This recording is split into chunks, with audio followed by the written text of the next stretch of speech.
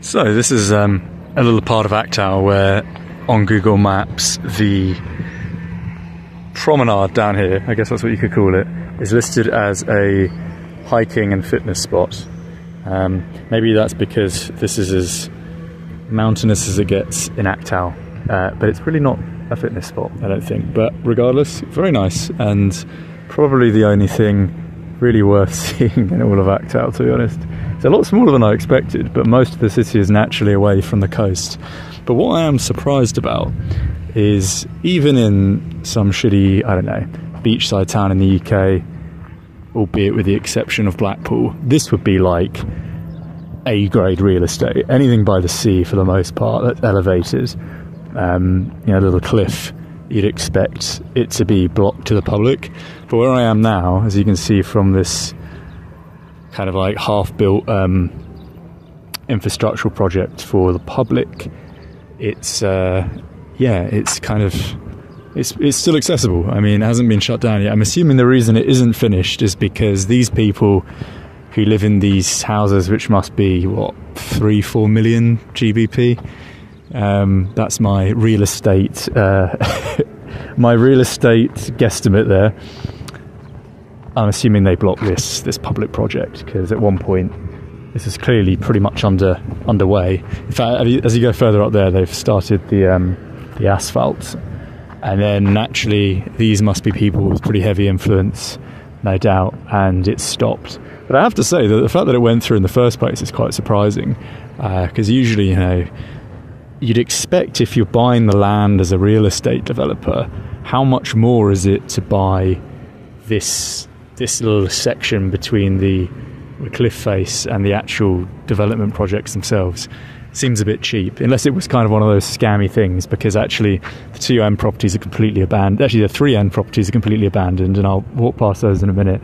So maybe it was sort of a scam. It's kind of like there was that expectation that this wouldn't be public and was sort of included in the package, and then they sold the plots to the people, and then they found out later, some of them, that, oh fuck, at least these ones did.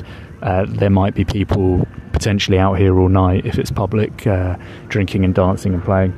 They've probably illegally blocked their bit off. That's what it looks like. They've extended the line of their property outward onto what the public would have had access to.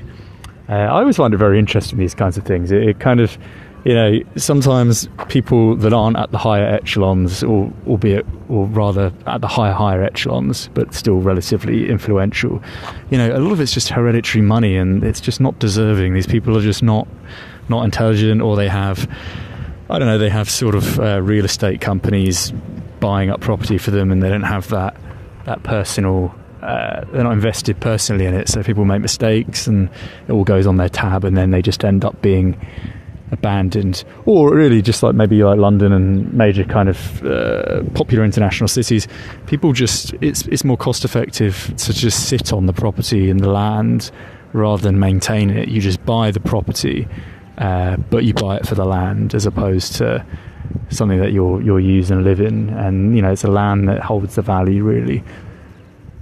Yeah, I don't know, but then at the same time, what's strange is that they are personalised. Like, obviously, the plots were bought, and then each property has been somewhat personalised. Like, each one is very different. So it's strange. It's probably to do with COVID as well. Maybe they bought them up at that time, and then they made so much money from the fluctuations in the market from 2019 to 22 that they just kind of fucked off with the rest of their investment endeavours. I don't know, it's very interesting to me. But yes, I can't see this project up here continuing, at least. But yeah, it's nice. It really is nice, because this is one of those things that's somewhat deceptive. You look at images of places that you're keen on going to, or perhaps they're en route and you figured you'd stop by. Aktau is not a nice city for the most part. I mean, it's not bad, but it's very average or below. But when you see pictures of the promenade as it looks now, with the sun setting, and the rocks and people playing around and it being relatively quiet and actually quite clean, it makes you think, oh god, that looks lovely, I want to go there, especially when it's been photoshopped and all that kind of stuff. And don't get me wrong, this is quite a pleasant stretch, but the rest of the city isn't. So if you want to come to Aktau, maybe a day is sufficient, or 2 days, 2 nights, 1 day, but I don't think more than that, really. But it does make you think of how important it is to have water, whether it's a lake or a sea or an ocean. It does make a big difference. Listening to the sea, I think it makes everyone happier, actually. It is nice, very nice indeed. Yeah, I'll leave it at that. Oh, I was going to show you the abandoned property. Let's have a walk up here then. A little bit, at least. I hate holding my camera when people are about. That's a bit strange. See, that looks nice down there, doesn't it? With a bit of greenery. All of the kind of pampas grasses growing up there between the rocks. There's actually a bit down there under one of the promenades, a purpose-built under promenade, we can call it. And there's a nice little seating area down there, which I clocked when I walked through in the morning 2 days ago for sunrise. And someone was reading a book down there, so I just went down myself and had a little rest for 40 minutes out the sun. But yeah, so this one's not abandoned, and the one next to it isn't, but these last 3 are. And it makes you wonder, like, the value of these properties. Again, it has to be 4 or 5 million. I mean, this is the prime real estate of Aktau, so, you know, Kazakh oil money, foreign oil money, probably Russian oligarchs, all the stereotypes which exist for a reason. But yeah, like you have, this one here. This one's abandoned. I say abandoned. It might not just have been maintained. I always wonder, like, how much does it cost to just maintain an empty property? If you haven't got anything of value in there, then, you know, pay someone like 7-8 grand a year, which is nothing, just to maintain it. Surely that upkeep alone retains the value of the property and actually increases it over time. Even though the land is what's valuable, if you just pay someone a couple of thousand a year to maintain, the aesthetic is important, even if it's just a minimal aspect of the property valuation. You know, whether it's 5, 6, 7% at a max.